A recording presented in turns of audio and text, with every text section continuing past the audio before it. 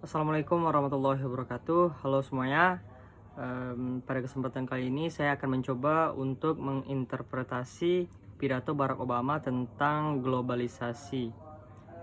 Jadi tanpa memperpanjang waktu, kita langsung saja ke video yang ingin saya interpretasi.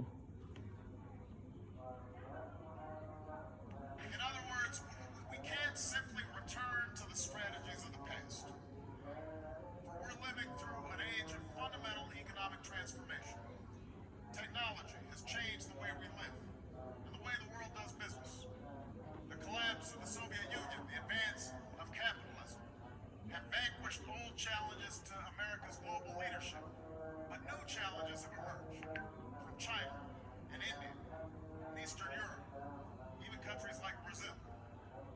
Jobs and industries can move to any country with an internet connection and willing workers. Baiklah, di sini Obama mengatakan tidak begitu saja kita kembali ke strategi masa lalu karena kita hidup melalui era transformasi ekonomi yang mendasari teknologi. Dan teknologi ini telah mengubah cara kita hidup dan cara dunia melakukan bisnis. Runtuhnya Uni Soviet, kemajuan kapitalisme telah mengalahkan tantangan lama bagi kepemimpinan global Amerika. Tetapi tantangan baru telah muncul dari Cina dan India, giliran bagus Eropa, bahkan negara-negara seperti Brazil. Pekerjaan dan industri dapat dipindah ke negara manapun dengan koneksi internet dan pekerjaan dan dengan pekerja yang bersedia. And Michigan's children will grow up facing competition not just from kids in California or South Carolina, but also from young people in Beijing and Bangalore. Now, a few years ago, I saw a picture of this new reality during a visit to Google's headquarters in California. Towards the end of the tour, I was brought into a room where there was a three-dimensional image of the Earth that rotated on a large flat panel monitor. And across this image, there were countless lights of different colors all around this globe. And I asked what those lights signified, and a young engineer explained that the lights represented all of the internet searches taking place all around the world. Each color represented a different language. Dan anak-anak di Michigan akan tumbuh menghadapi persaingan tidak hanya dari anak-anak di California saja, tetapi juga dari anak-anak muda di Beijing dan Bangalore sekalipun. Sekarang beberapa tahun yang lalu, saya melihat gambaran realitas baru ini saat berkunjung ke kantor pusat Google di California. Menjelang akhir tur saya dibawa ke sebuah ruangan yang di dalam ruangan tersebut ada gambar 3 dimensi bumi yang berputar pada monitor di panel data besar, dan di gambar ini ada banyak lampu dengan warna yang berbeda di seluruh dunia ini. Dan saya bertanya, apa arti lampu itu? Dan seorang insinyur menjawab, sekalian menjelaskan bahwa lampu itu mewakili semua pencarian internet yang terjadi di seluruh dunia. Setiap warna mewakili bahasa yang berbeda. The image was mesmerizing, a picture of a world where old boundaries are disappearing, a world where communication, connection, and competition can come from anywhere. Now, there are some who believe that we must try to turn back the clock on this new world. And the only chance to maintain our living standard is to build a fortress around America, to stop trading with other countries, to shut down immigration, rely on old industries. I disagree. Not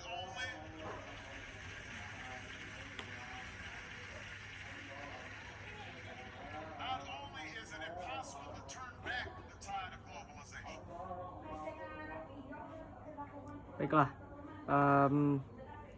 dan gambar itu memesona gambar dunia di mana batas-batas yang lama telah menghilang dari dunia ini, di mana koneksi, komunikasi, dan persaingan bisa datang dari mana saja dan di mana saja, dan kapan saja maksudnya.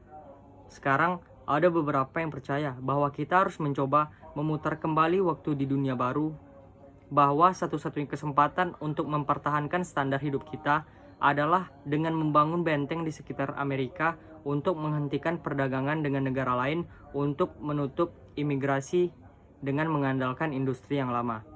Kemudian Barack Obama menjawab, "Saya tidak setuju. Bukan hanya tidak setuju, mungkin tidak mungkin untuk membalikkan arus globalisasi." But efforts to do so can actually make us worse off. So rather than fear the future, we have to embrace it. I have no doubt that America can compete and succeed in the 21st century.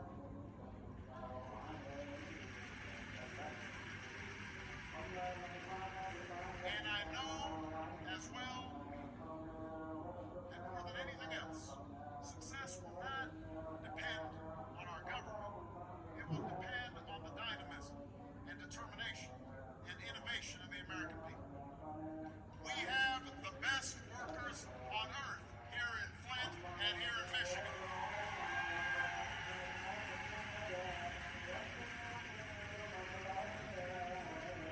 We work harder and we work better. Here in Flint, it was the private sector and American workers that helped turn lumber into the wagons that sent this country west. Tapi upaya untuk melakukannya sebenarnya dapat membuat kita lebih buruk, sehingga daripada takut akan masa depan, kita harus merangkulnya. Saya tidak ragu bahwa Amerika dapat bersaing dan berhasil di abad ke-21, dan saya juga tahu bahwa lebih dari apapun kesuksesan tidak akan ada yang bergantung pada pemerintahan kita. Itu akan tergantung pada dinamisme dan tekad serta inovasi rakyat Amerika itu sendiri. Kami memiliki pekerja terbaik di bumi di sini di Flint, dan di sini Michigan kami bekerja lebih keras dan kami bekerja lebih baik di sini. Di Flint, sektor swasta dan pekerja Amerika lah yang membantu mengubah kayu menjadi gerobak yang mengirim negara ini ke barat.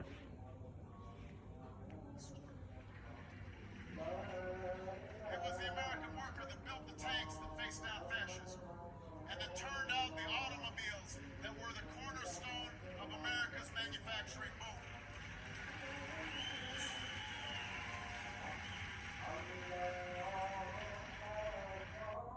Pekerja Amerika lah yang membangun tank, yang menghadapi fasisme, dan ternyata mobil yang menjadi landasan ledakan manufaktur di Amerika. But in critical moments of transition like this one, success has also depended on national leadership, political leadership, that moved the country forward with confidence and a common purpose. Tetapi pada saat-saat yang kritis, transisi seperti ini, keberhasilan juga bergantung pada kepemimpinan nasional, kepemimpinan politik yang memajukan negara dengan keyakinan dan tujuan yang sama. That's what our founding fathers did after winning independence, when they tied together the economies of the 13 states and created the American market. That's what Lincoln did right in the middle of the Civil War. He pushed for a transcontinental railroad. He incorporated our National Academy of Sciences. He passed the Homestead Act. He created our system of land-grant colleges. That's what FDR did, confronted capitalism's gravest crisis, when he forged the social safety net, built the Hoover Dam, created the Tennessee Valley Authority, and invested in an arsenal of democracy. And that's what Kennedy did in the dark days of the Cold War, when he called us to a new frontier, created the Apollo program, and put us on a pathway to the moon. Itulah yang dilakukan bapak pendiri kita setelah memenangkan kemerdekaan ketika mereka menyatukan ekonomi 13 negara bagian dan menciptakan pasar Amerika. Itulah yang dilakukan Lincoln. Tepat di tengah perang saudara, dia mendorong jalur kereta lintas benua, dia memasukkan National Academy of Science, dia meloloskan Homestead Act, dia menciptakan sistem perguruan tinggi, hibah tanah kami. Itulah yang dilakukan FDR dalam menghadapi krisis kapitalisme yang paling parah, ketika dia menempa jaring pengaman sosial, membangun bendungan Hoover, menciptakan otoritas lembah Tennessee, dan berinvestasi dalam gudang senjata demokrasi. Dan itulah juga yang dilakukan Kennedy di hari-hari gelap perang dingin ketika dia memanggil kita ke perbatasan baru, menciptakan program Apollo dan menempatkan kita di jalur yang menuju ke bulan. This was leadership that had the strength to turn moments of adversity into opportunity.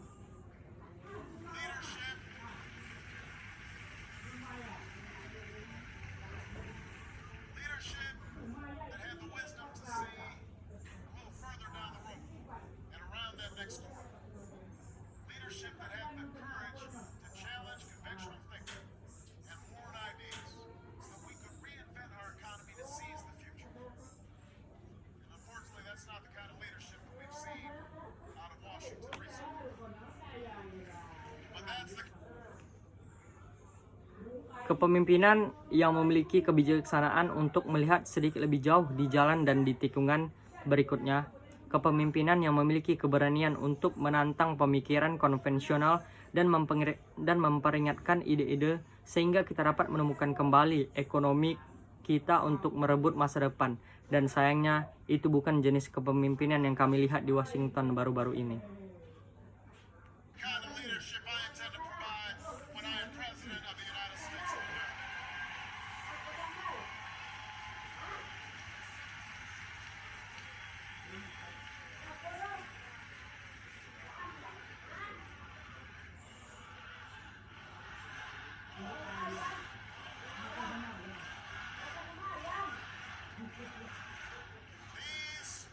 These past 8 years will be remembered for misguided policies, missed opportunities, a rigid and ideological adherence to discredited ideas. Almost a decade into the century, we still have no real strategy to compete in a global economy.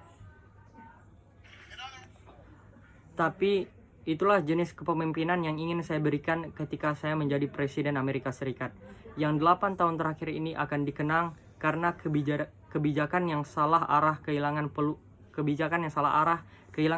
peluang, kepatuhan yang kaku, dan ideologis terhadap ide-ide yang didiskreditkan hampir 1 dekade.